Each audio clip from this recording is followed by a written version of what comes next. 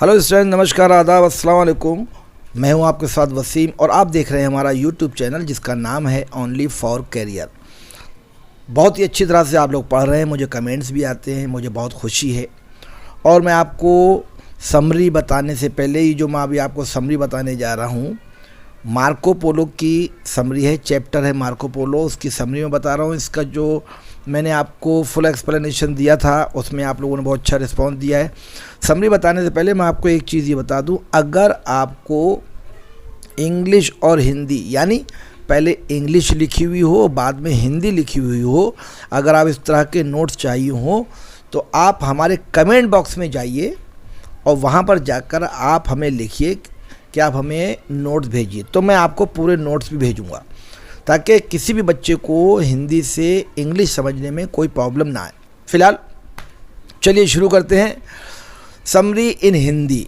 देखिए, आपने चैप्टर पूरा पढ़ा है और बहुत अच्छी चीज़ है। मैं आपको एक वर्बली इसकी एक कहानी सुना देता हूँ, that is just like summary. 6 या 700 साल में यात्रा करना, यानी 6 या 700 साल पहले, 600 या 700 साल पहले यात्रा करना लोगों के लिए बहुत मुश्किल था। क्यों? क्योंकि वो लोग जो थे एक झुंड बनाकर यात्रा करते थे, काफ़िला बनाकर यात्रा करते थे और उस वक्त बहुत ही मुश्किल था। लेकिन 13वीं शताब्दी में क्या होता है, एक लड़का है जिसका नाम है मार्को पोलो।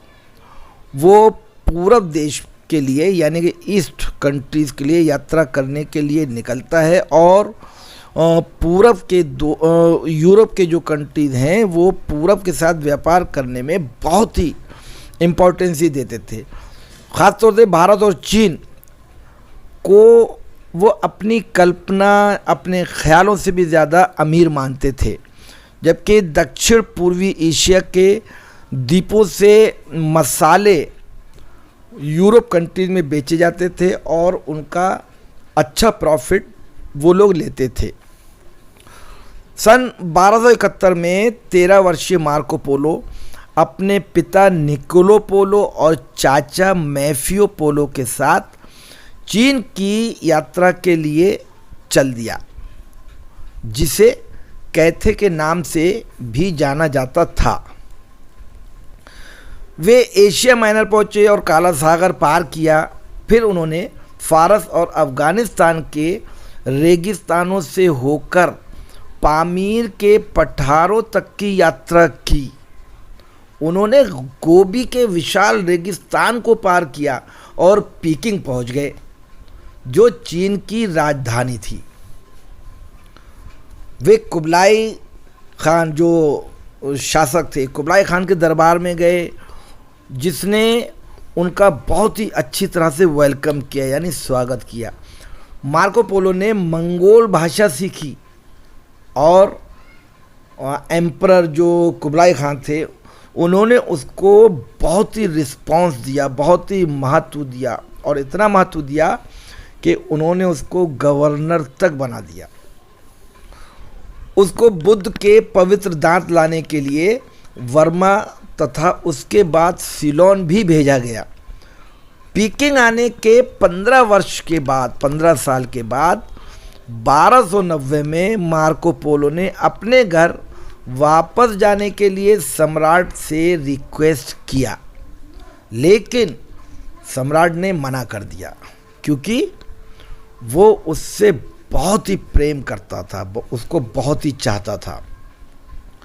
जबकि उसे मजबूर होकर मार्को पोलो को राजकुमारी कोकाचिन के साथ फ़ारस भेजना पड़ा, जहां उसका विवाह उसके बड़े भतीजे आर्गन के साथ होना था, जो वहां का सूबेदार था। सूबेदार एक डेजिग्नेशन है, सूबेदार था। उन्होंने अपनी यात्रा समुद्र से शुरू की, लेकिन ख़तरनाक हवाओं की वजह से उन्हें बहुत देर लग गई, यानी महीनों लग गए। लंबी समुद्री यात्रा के कारण तीनों में से 2 दरबारी मर गए थे और जब तक मार्को पोलो और राजकुमारी कोकाचिन सही सलामत फ़ारस पहुँचते, राजकुमार आर्गन भी मर गए। पोलोज 1295 में वेनिस वापस आ गए, लेकिन लोग उन्हें भूल चुके थे। मार्को पोलो को लोग भूल चुके थे। एक रात उन्होंने रिश्तेदारों तथा मित्रों को खाने पर बुलाया। इस प्रकार लोगों ने वापस लौटने पर उनका स्वागत किया।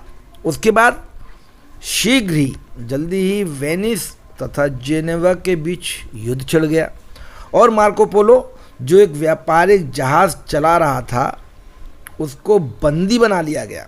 जेल में मार्को पोलो अपने एक साथी कैदी को बुलाकर एक किताब लिखवाई, यानी जो उन्होंने कलेक्शन किया था, अपनी जो समरी वो बनाई थी, किताब लिखी थी, उसको उन्होंने डिक्टेट किया और किताब को लिखवाया। इसको झूठों का पुलिंदा भी माना गया, लेकिन यात्रियों तथा विद्वानों द्वारा इसे सत्य प्रमाणित किया गया। ये थी आपकी समरी। अगर आपको पूरी तरह से समझ में आई है तो प्लीज़ आप मुझे लाइक करना, शेयर करना, कमेंट देना बिल्कुल मत भूलिए। सब्सक्राइब मुझे ज़रूर कीजिए। और ये मॉरल ऑफ मार्को पोलो जो लास्ट वाला जो कॉलम है, ये इसमें नहीं हो पाया, मैं नेक्स्ट चैप्टर में आपको दूंगा। इसी के साथ दीजिए वसीम को इजाज़त। Thank you so much.